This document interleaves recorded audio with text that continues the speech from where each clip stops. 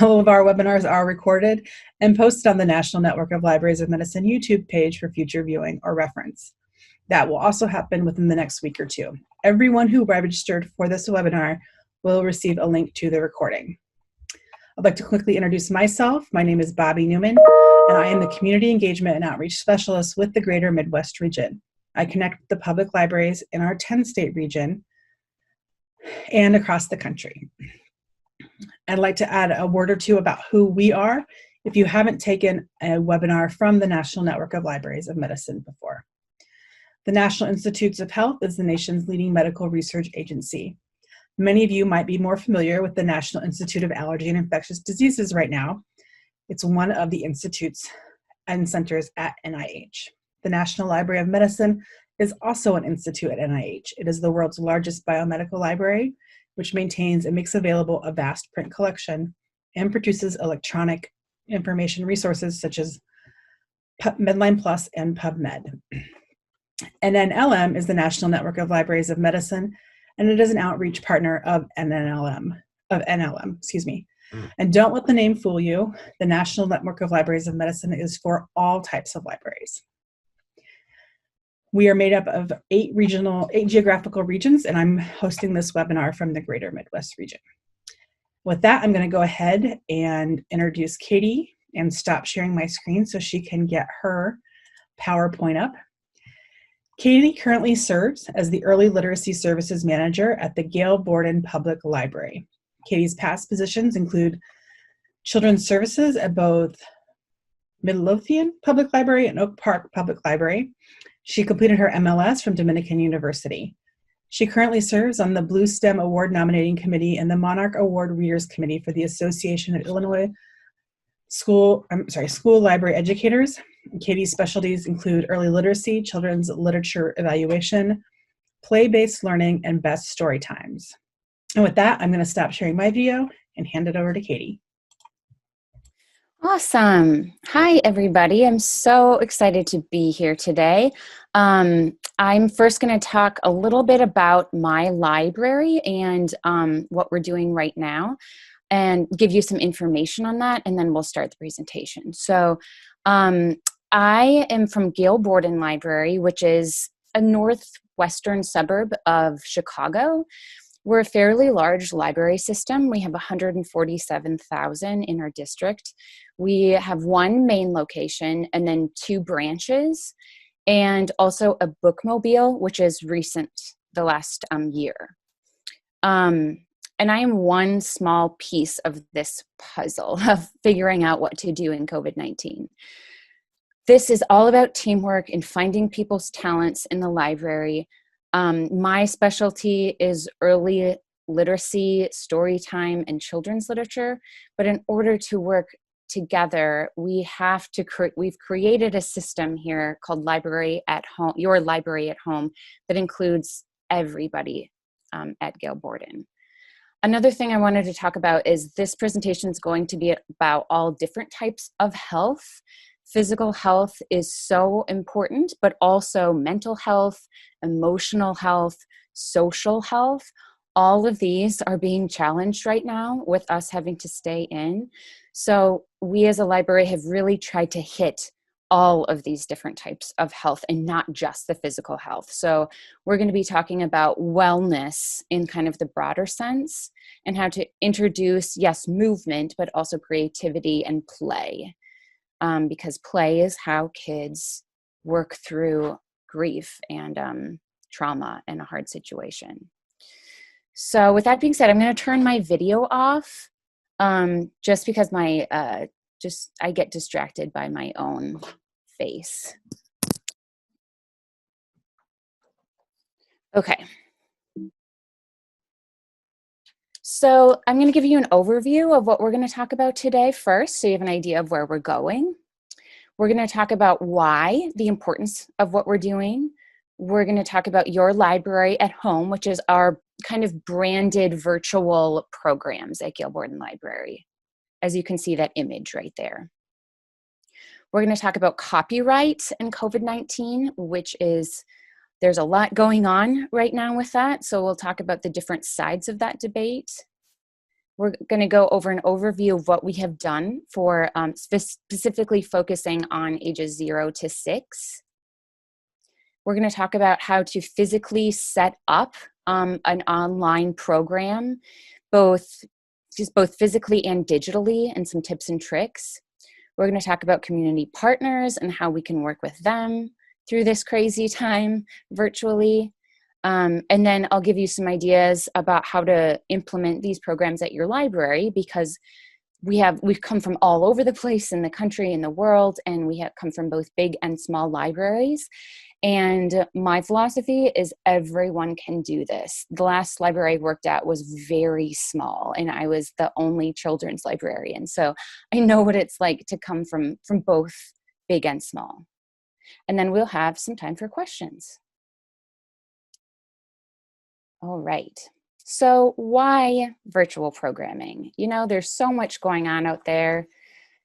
Authors are sharing their stories online, and there's a plethora of publishers that are giving online curriculum. So why are we doing this? Well, we need to remind people that we are here, right? We are essential workers. We are the face of the library. So we need to offer programs and services as if we are in our building, right? We are reminding people that we are here for them. We're not forgetting about them. Also, we need to create a sense of normal for kids and our own staff. Our staff are kind of in this anxious place. Are we going to have a job? Are we going to be furloughed? What's happening? And creating a purpose for our staff and a normal routine for them is so important. For kids, we know that they have to have normal routine. So right now, like this baby, if it means sitting down and having 25 minutes of, yes, it is screen time, but it is high quality educational screen time. If that creates a sense of normal routine, then we're doing our job. The other thing is to remind people that we are here, like we are a resource.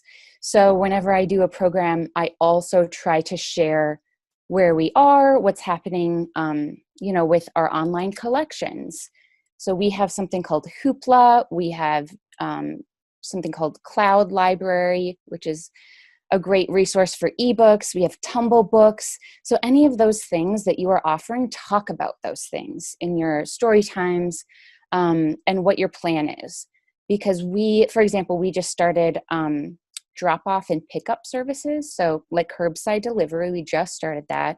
And we have a bookmobile. And so we are also going to be potentially dropping off books at people's houses. So remind the community that you are here. Also, promote your summer reading program. I know a lot of people are going digital for summer reading. And so we're going to have to, if we've never done that, walk them through, whether that's Beanstack or Read Squared, or if you're doing, one that you made and you're posting up on your website. People will need that promotion, and they won't have that face-to-face interaction with us maybe during summer reading. So we need to talk about that in our programs also. So now we're going to talk about this thing called Your Library at Home. And basically what this means is this is our branded virtual programs.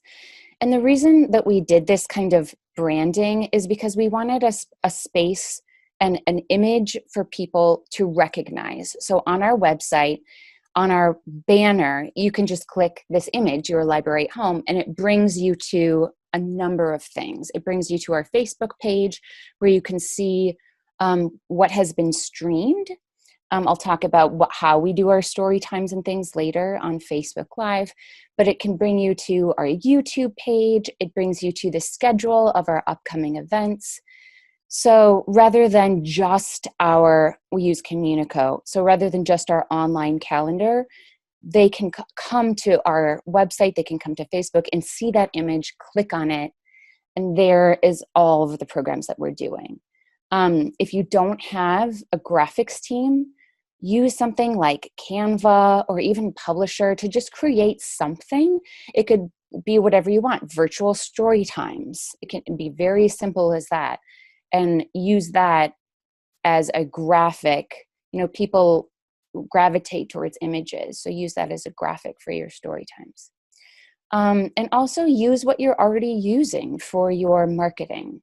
So we have a newsletter that goes out through Constant Contact. We use our social media, both Facebook and Twitter, and also our online calendar. So use the things that people are used to going to. You know, we think we need to reinvent the wheel and like, oh my gosh, how are we going to reach everybody? Well, this is how we reach everybody now. You can be inventive. We're making more Facebook events, and we are, not all the platforms work well together. You know, Facebook doesn't necessarily interact with YouTube, which doesn't interact with Zoom.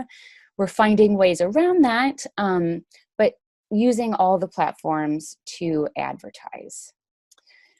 So right now, this is what your library at home looks like. We have a weekly schedule, and then the day goes by like this. We have an 11 a.m. program, and that's always a kids program. It's not necessarily just a 0 to 6 program. It could be an elementary program, a middle school book talk, but most often it is a story time. Then at 2 p.m., we have a Spanish program, a program in Spanish. Our Spanish-speaking population is 40%, and so we definitely need to offer daily, weekly programs in Spanish. This can be a story time or a craft or an activity. And then at 7 p.m., we have an adult program, and these are very popular. We've had everything from sewing your own mask to meditation to, you know, craft programs for at home where you're grabbing tissue paper and making beautiful projects. And this is because we have someone who's very interested in art, and we have a community engagement coordinator who is wonderful at trauma-informed care and meditation. So this is all about that teamwork. This daily and weekly schedule will be potentially changing as summer goes by. So we're constantly adapting and analyzing and thinking what to do next. So now we're going to move to story times, because story time is the quintessential service for us who work with ages 0 to 6. So I know that this is a huge thing right now going on, is how do we deal with copyright and everything that's going on with COVID-19. So a lot of us are familiar with fair use, and I put this little graphic of fair use up on the right corner.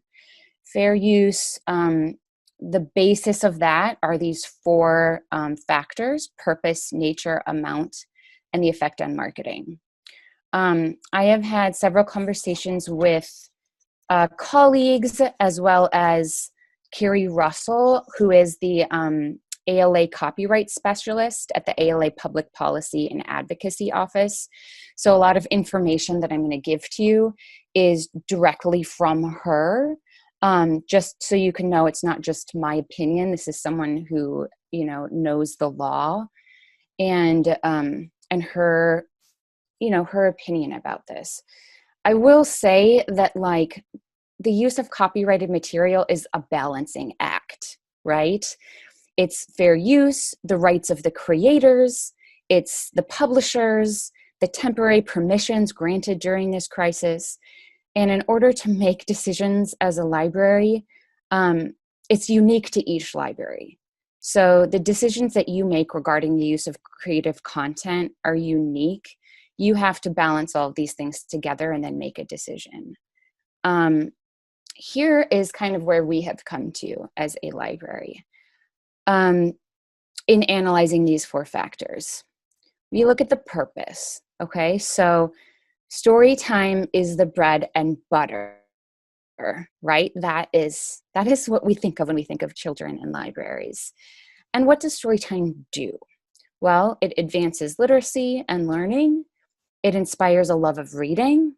It builds a community of learners, a connection to yourself, a connection to other people, a connection to your local librarian.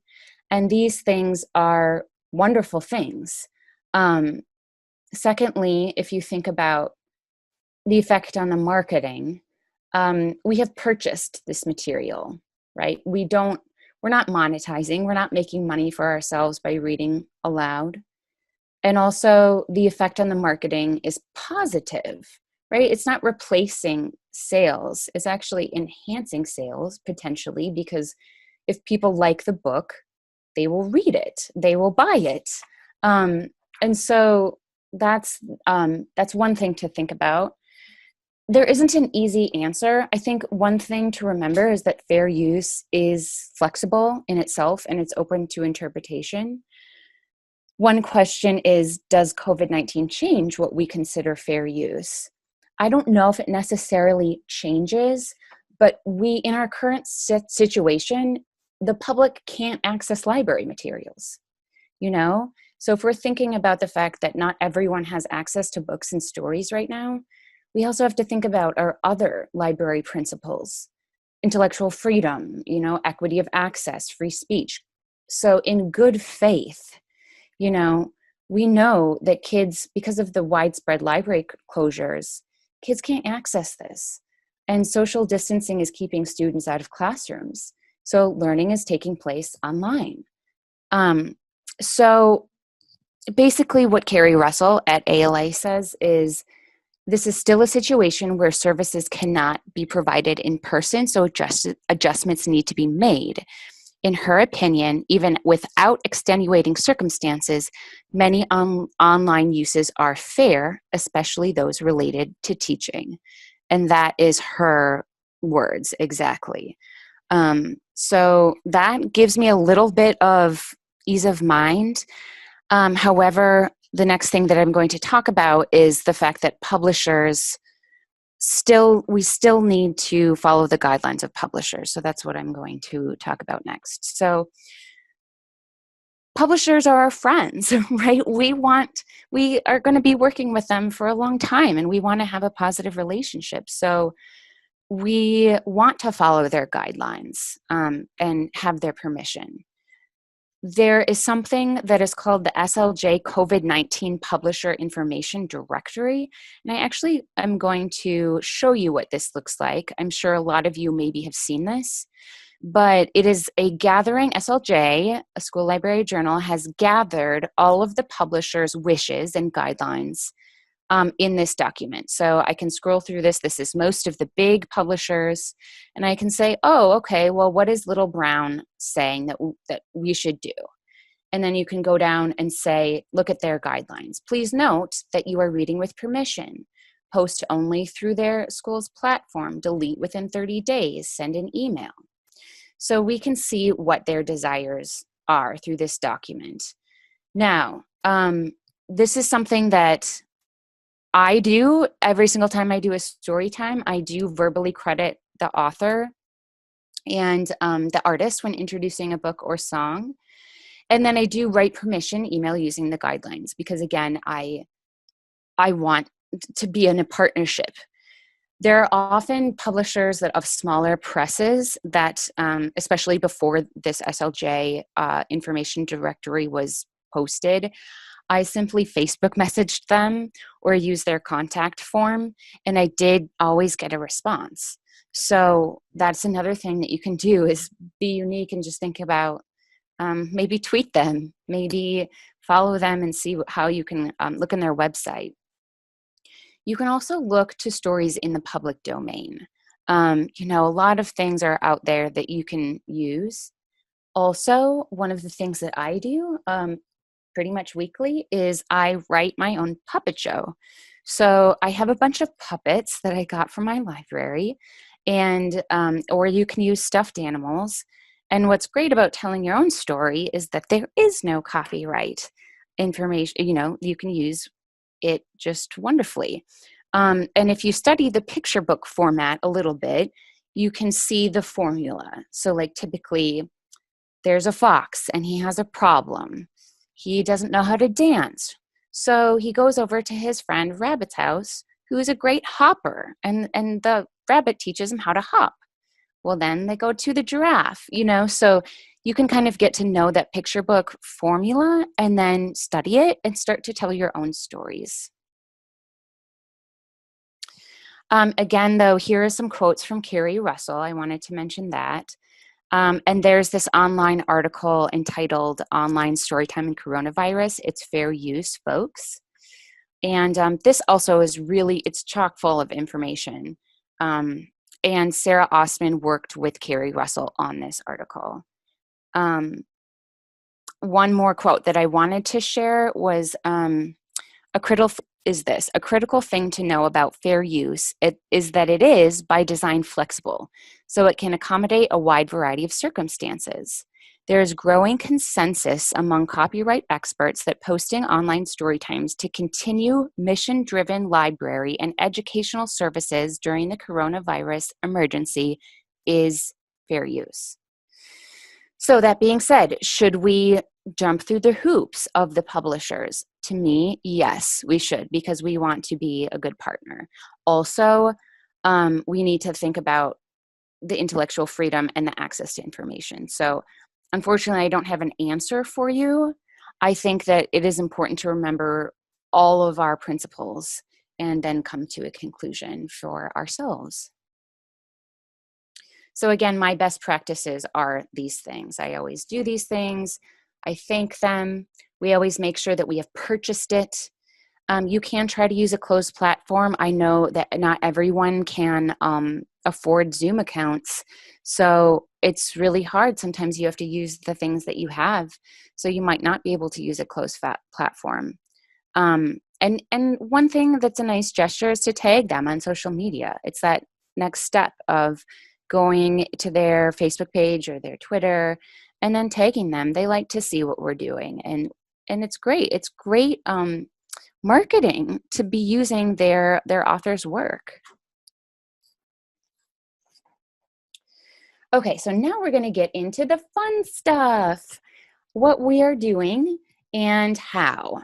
So some of this is going to be new for you, and maybe you're already doing this. So this is a really fun thing, virtual dance parties. This gets you up, gets you moving, and the kids can join all the way from their home screen. So this is an example of one of them. This is a royal dance party. And what you can do is you can present this in a Zoom meeting, not in a webinar, which we are right now, which you can't see anybody. You would do this via a Zoom meeting. And then you would have the children register, or the grown-ups of the children register through either Zoom, or we do our online calendar. So we have people register in our Communico or Evanced or whatever it is that you use. Then we set up the Zoom meeting. And then the morning of the program, we push that out to everyone who has registered for the program. And then they come on and they can decide to use their camera if they want, or they can decide not to and just participate as, not with their video on. Either way is fine. And then what we do, so for this one, they learned a dance, and then we did a little book. And when we do the book, what I did is I downloaded the ebook onto my computer via Hoopla. Then I did a screen share with the kids, and they could take a dance break, sit down. I screen shared and scrolled through, just clicked through the ebook and read it out loud. And then you stop the screen share, and then you go back to the dance party. So we even got to do a little bit of stories, which was great. And then what we also had was Anna and Elsa came and visited us, and that was from a local performance group. So we hired them, and they each were in their own respective homes, and the kids could ask questions to Anna and Elsa, which we needed an administrator for this because we muted and unmuted the kids. So we set it initially as we muted everyone, and then as kids had questions, they asked them in the chat box, and then we unmuted them and they could ask their questions, like, what's it like to live in Frozen? And then the performers would answer. So it is some logistical things. We always have 3 people in the Zoom room. So it's staff work. but it went well. It's worth it in the end. The kids also got to twirl in front of the camera. So depending how many kids you have, you can say, oh no, oh, Jessica, come and give the camera a twirl so everyone can see you. Oh, how fun. And we really get them moving.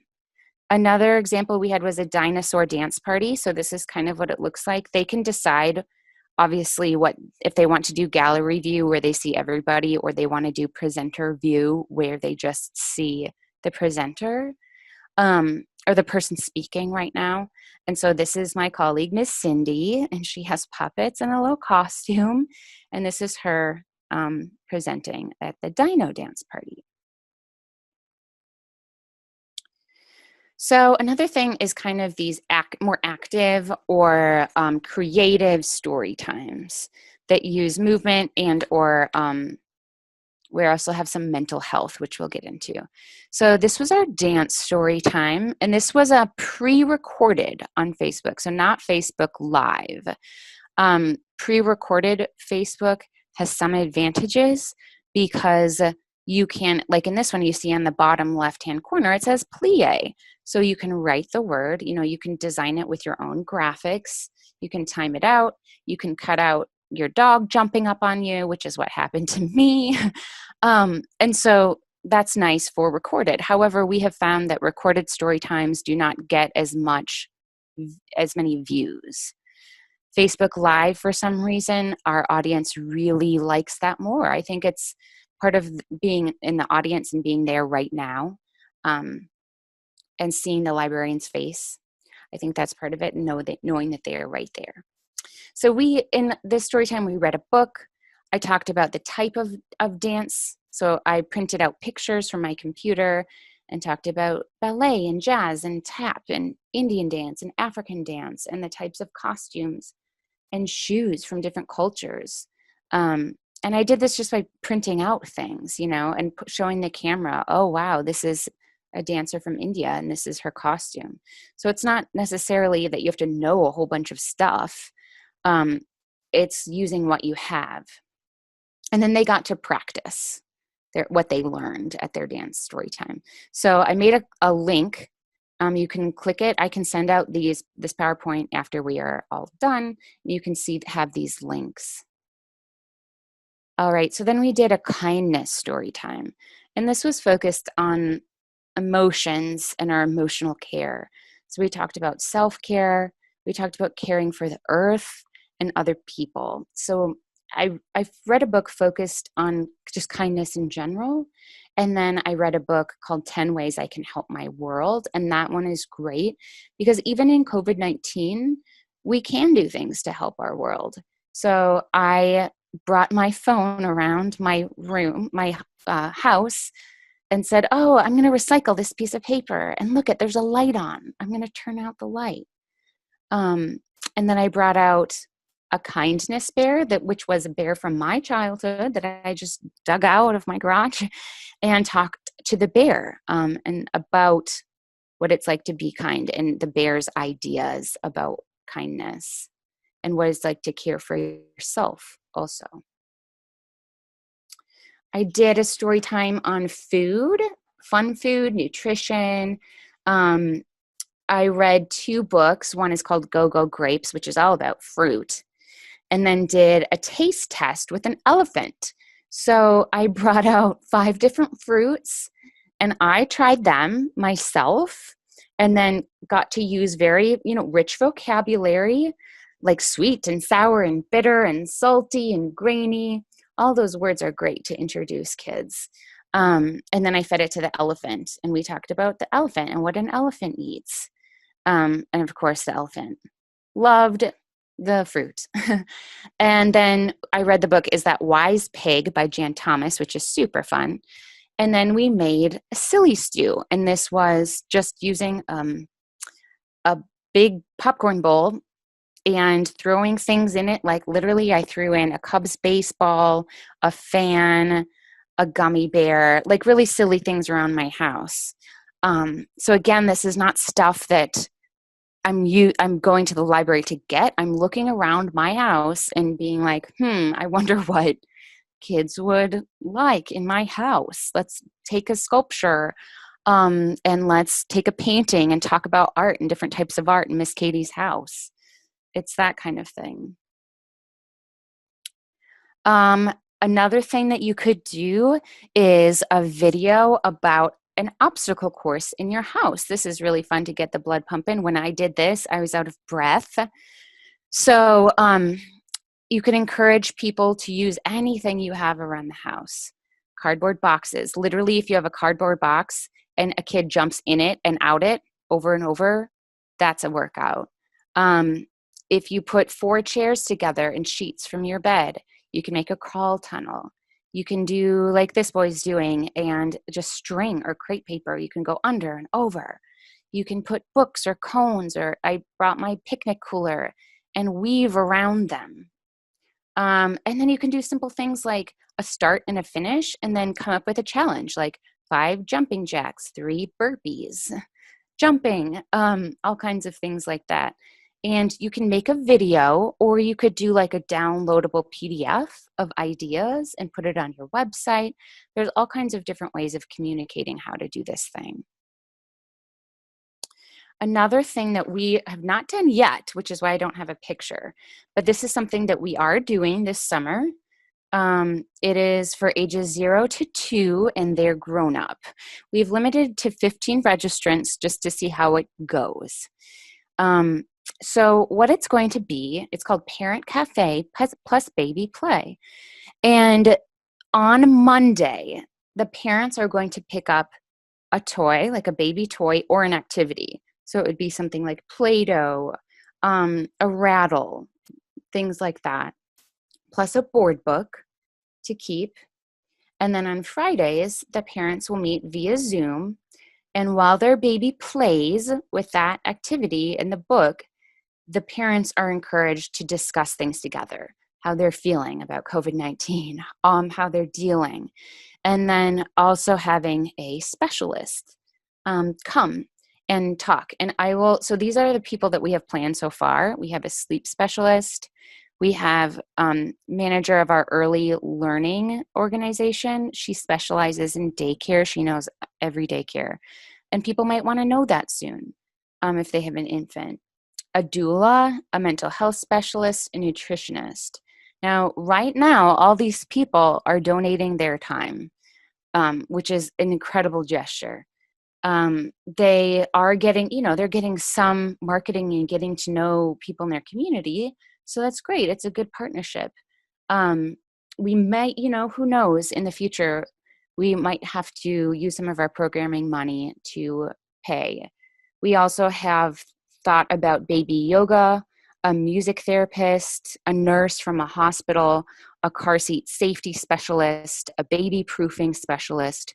So these are all ideas of people that the parents could talk to about a baby discussion every week. I will say that we are allocating programming money that we would have used for the toy activity and board book. There is the dollars. I think it's the Dollar Tree. If you have the Dollar Tree, you can order board books for 99 cents, and it comes with a CD. So go on the Dollar Tree if you're looking for board books that you could have as giveaways. And also Amazon has lots of things that are, you can get in bulk, and like Play-Doh, for example, that is somewhat cheap. Also, I didn't know this, but if you work with your finance department, or if you have multiple people, you can send on Amazon that you can have one giant order and send them to multiple people's houses. So that I didn't know that until recently. Another thing that you could do, and we have done, are pairing professionals in the area with a story time for kids.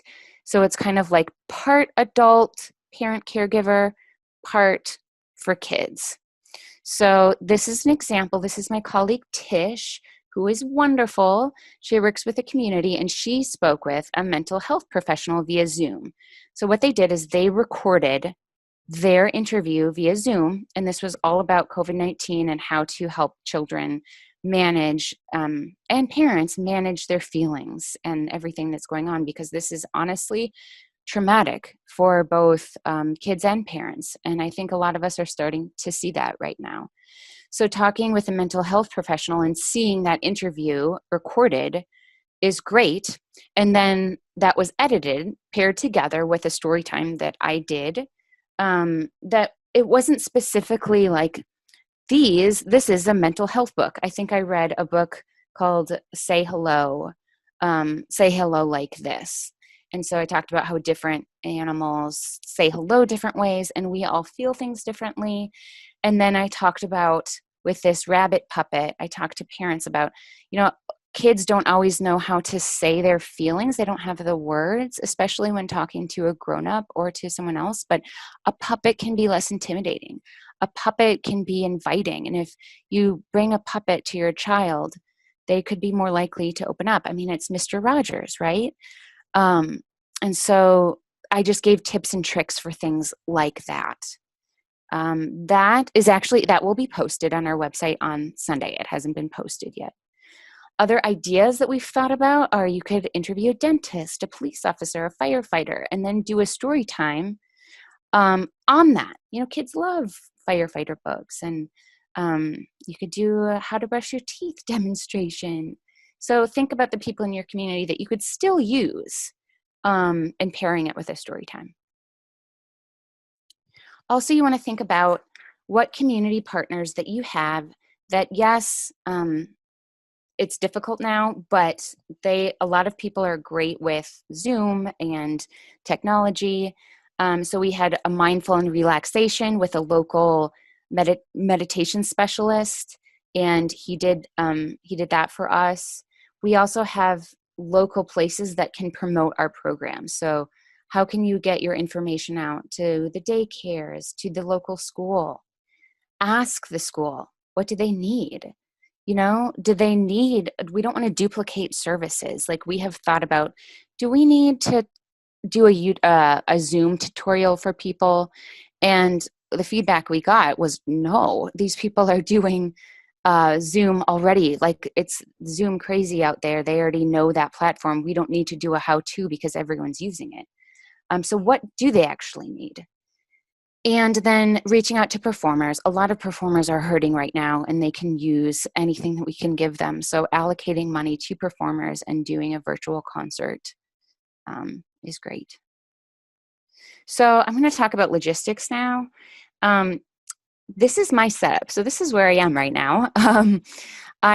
When I do story times, I use my phone. Phone for me is always a better connection than the computer.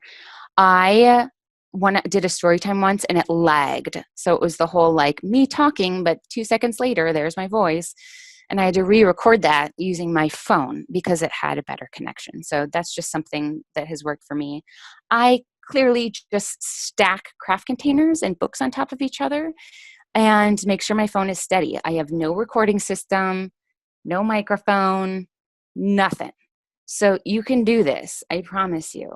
Another thing that you can do is test it out. So you can go on your personal profile and then say, I want to do Facebook Live, but only to Natalie. And then Natalie watches it, but no one else can see it. So you can test it to make sure that it's what it is, that it's not lagging. You can look at the lighting. You can see, hey, do I want to be really close to the screen, or am I more comfortable further away? Or maybe I want to be in a rocking chair. Hey, can the kids see the text? Can they see the illustrations? That's a great thing to know. I didn't know you could do Facebook Live to one person. Also, there's this way to flip to selfie mode, but also the text is not reversed. Now, there's a couple steps to this, and I'm not going to be able to demonstrate it right now. But I'm happy if people email me, I can send them a screenshot. I've done this to people, so I can forward it on to you. So here's my setup. As you can see, nothing special. Okay. A lot of us know these things, but with a camera in front of us, it's just strange. We're doing story times to no one. And so how do you emotionally connect between you and the audience when it's you in your room with just a camera? I say pretend that that camera is a child. Just look into them like it's looking to a child's eyes. Now we do our story times via Facebook, and now we are looking to go to Facebook or to Zoom, but using what's called an overflow room to Facebook Live. And there's a couple steps to this. I can definitely refer you to our social media specialist who knows all of the logistics. But basically what it is you do a Zoom webinar and it simultaneously streams to Facebook, which means that you could have registration and people go into the Zoom room, or you can just have them go to Facebook Live. So I will say that that's the way we do our story times. Make sure that you are articulating and that you have great diction, because sometimes the computer sucks out the noise. Because of our Facebook Live, I can see comments as people go by. So because I'm in selfie mode, I can see Adriana says hello, and then I'll say, hello, Adriana. If I'm doing like a little mouse, are you in the blue house? I can ask them to guess answers in the comments field, and I'll say, oh my gosh, Brandon, you were right. So it's great if you can actually get some interaction with the kids via the comment form. I still do things like early literacy tips. I always try to share something from my life, because it's like that kid when they see a teacher in a grocery store, right? It's so weird. Well, it's also great. If kids can see it, like they've seen my doggy and they've seen my windows. And also think about your role. For me, like, I feel sometimes powerless in this whole thing, and knowing that my role as a presenter, it kind of keeps me alive. Like, okay, I am doing something of value. People are responding. It just makes me feel like, okay, this is how I'm helping. Like, this is my role right now in the pandemic. And kids have a natural ability to heal and give themselves the resilience to work through stress, but they need things like story time, right? We know that they need a sense of control. They need to see characters playing out their own narrative. They need to see characters who express emotions and make decisions. Stories do these things, so we need to keep doing them. Also, make it personal. So one of the things that we've done at Gail Borden is do birthday greetings. So every Monday, I give a shout out. I sing happy birthday to anyone whose birthday it was that week. Parents can email this email address that we've made, and then I say happy birthday, just another way to personalize it. Also offer activities for screen-free time. That's what I think screen-free time is also very important. So ideas for having kids help at home. One thing that a local library in Illinois is doing, which I think is fabulous, is making like 3-minute videos for just an activity that doesn't require a parent. So one of them, for example, is duct taping down figurines, like Barbies, anything like that. Duct tape them down super, super hard, and then see how long it takes for the kids to unduct tape them. That's great. Art projects. And then we have this calendar called Getting Ready for Kindergarten, and it has a daily early literacy tip. So any way that you can get like a daily tip out there, whether it's Facebook or an online like Constant Contact. And just remember that share your stories. People love to see you. Here's just a list of books that are my go-tos. For your library, I suggest that you start with what you have. So what do you have at home? I had stuffed animals. Luckily, I had a printer. So things like magnet boards. I don't have a laminator, but I just hold up the picture, and kids like to see those, and put it on a craft stick. If you don't have a puppet, right? You can just print out a dog on a craft stick, and that's a puppet right there. I took our refrigerator to-do board, and I happened to have just random chunks of felt, and I made a felt board. Remember, the ebooks are there. You can encourage people to, if they don't have an egg shaker at home, for the egg shaker song, get out the pots and pans. Take a pill bottle or a vitamin bottle and have them shake it.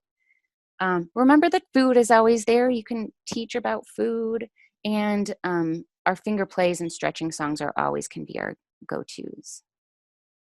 And then add on what you can. So find out your library's policy on visiting the library if you can. So I visited once, maybe twice now, and I just take a load.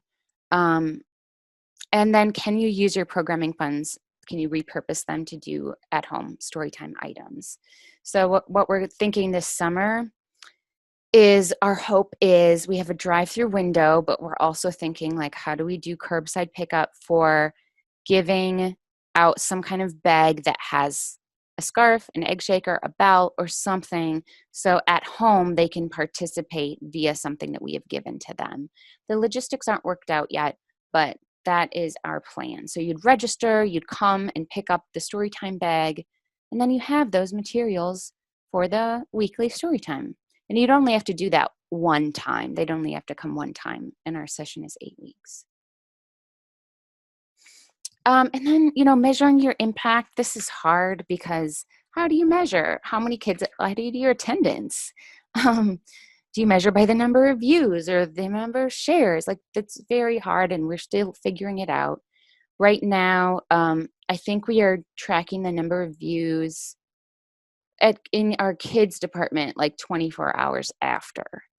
So that's like the quantitative, but I think we focus too much on numbers and libraries in general, and we need to think about the qualitative and look at the comments and look at how many registrations do you have? Are you getting thank yous? Those types of things. People, it's to know that you really do appreciate, you really are appreciated. And people have shared pictures, which is so wonderful. We are building a strong community virtually. It doesn't feel the same, but it's hard because you can't see them. So I love it to see, like, here's a shout out, here's a photo. I don't think we have time for this because I'd love to keep time for questions, but I can send these to Bobby and she can send them out with the links. And you can also go to Gail Borden's Library at Home YouTube playlist. If you just search that in YouTube, you can see all the programs that I'm talking about, plus hundreds of more programs that we have done. So at this point, I think I'm all done and I am open to any questions. Great, thank you so much, Katie. Yeah, I've been grabbing some questions from the chat, and so I think this is the one I hear anytime I do a webinar right now is, what are you doing to prevent Zoom bombings? Oh, yes. Okay, we've done research on this, and there's lots of like up and down and up and down. It hasn't happened to us, but we are requiring passwords. So we send out the password, and it's also live streamed to Facebook. So if that were to ever happen, I think what we would do is we would shut the Zoom room and then immediately go to Facebook live streaming if that happened. But right. we do have them password protected. Okay, that was my question. Yep. Okay, so you password protected. Great. So the next question is, I think that are set, but how many registrations are you allowing for the virtual dance parties? So our registration is for 100, but the last two we've only gotten, let's see, I think we had 45 registrants, but then like 75 kids because they were brother and sister. And then every time we did something personal, we said, put your kids' names in the comments if you have a question or if you'd like our kids to shout out. So we have one coming up and we have like 30. And at that point, I think we could mute and unmute. I would say 30 would be the max for like having kids individually do something. Great. Yeah. That's, so that leads sort of kind of the next question. How do you track attendance when you do these? You talked about a brother and sister. It's crazy. It's crazy. So for our Zoom events that are not on Facebook Live, we look at the number of registrants, but then we have a person who is viewing the comments, kind of how you are, Bobby, and viewing the screens, and she counts. So she'll see like, okay, is there 2 kids and a parent? And she'll count for that. For Facebook Live, this is what I'm saying, it's impossible. So different departments are doing different things. In KidSpace, it's like we look at the number of views like 24 hours later, because that's about the time. But then we notice like by the end of Saturday, there's 700 more views or whatever. So like, where do you track it and when do you track it, and write down the number for attendance? That's up to you. I mean, that's the hardest thing. I would say whenever is the most. Yeah, we have that problem too with our webinars, because this is happening right now and I can see how many people are attending live, but it will be uploaded to YouTube. Yes. And a lot of people register to get that link when it comes out. So right. Yep, I definitely feel that. I would say that the best thing that you can do is try to have like a co-host, and you can make anyone a co-host and try to have 2 people. I know that's not always possible, but it's really hard to monitor 2 things at once. Yep. Yeah, definitely. Always have a co-host if you're the person present. Yes. Helps a lot.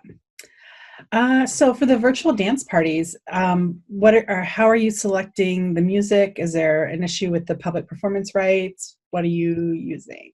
Yes. I could screen share this, but I'll see if I can look it up. There is a website. I don't know if anyone knows. I'm sure we have people from Colorado here, but the Cloudbell is an amazing resource.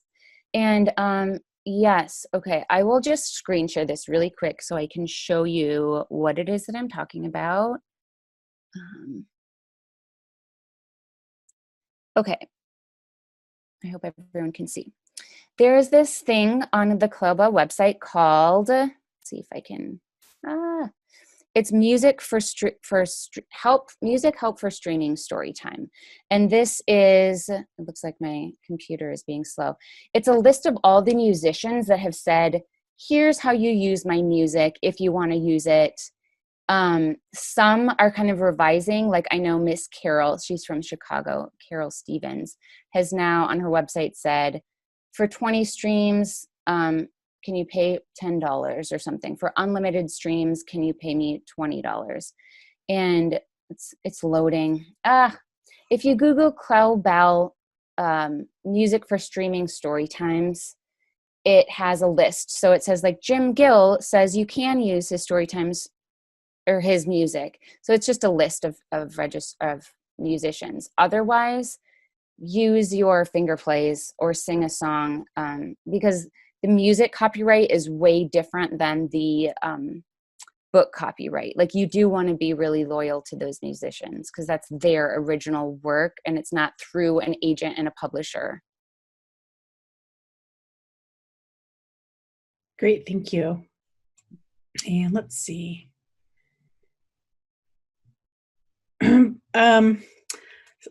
Someone that we always get this too, I should have grouped this earlier. Someone is worried that even though they have people register and they do a password, if you're using Zoom, which has the option for people to turn on the camera and mute themselves, that they might get things that are inappropriate. Right. That's really hard. We've talked about this numerous times in our library meetings, and like the only thing I can say is if you have an administrator watching these different people, you might not catch it, but if it's a repeated behavior over and over, you instantly turn off their camera. You can't prevent everything, and it's like balancing providing the service and potentially having that happen or not doing it at all. I will say that yes, like I can see that a crazy person could register and then do something horrible, but it hasn't happened yet. I'm not saying it won't. We'd probably reevaluate if it did happen. Great, thank you. And then I've got a question. When you do gallery view in Zoom, do you need to get parental permission to show the children's faces?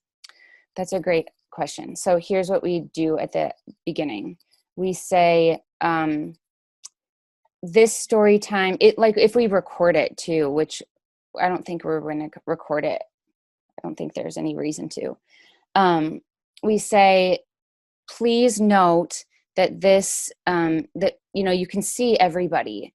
So if you do not want your child to be viewed by other people, please turn off your camera, because we understand that the privacy, you need to keep your own privacy. You can participate just like they could see anybody too, but just they wouldn't see themselves. Great. All right, we've got about 2 minutes left, and so I know that there's still some questions that aren't answered, but I am going to go ahead and wrap up and respect everyone's time so we can end on time. Thanks, Katie. That was a lot of great information in the hour that we had. I think it's given everybody some great ideas. Good, and I'm open to email if people want to email me. Yes. So I am going to just remind everyone that your best source for information on COVID-19 is the CDC website. That's being updated continuously. In particular, I like this section on the daily life and coping during the time of COVID-19. I think I saw several comments in the chat box that this is a stressful time for everyone, including library employees. And so I think that there's really good information here. I particularly enjoy that they have a section on animals in addition to children. So it's stressful for our pets as well. What next? If you're not a member of the National Network of Libraries of Medicine, please consider joining. It is sort of a misdirection in the name. The network is for everyone. Membership is institutional, not individual. So if your library is already a member, you're all set. You can sign up for more free webinars and asynchronous online classes from the National Network of Libraries of Medicine at nnlm.gov/training. And just a reminder that this webinar was being recorded today.